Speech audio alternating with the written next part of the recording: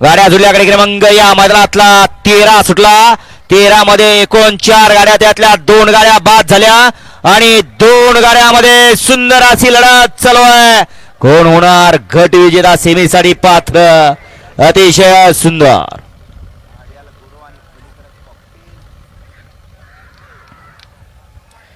अतिशय सुंदर आणि निर्विवाद वर्चस्व.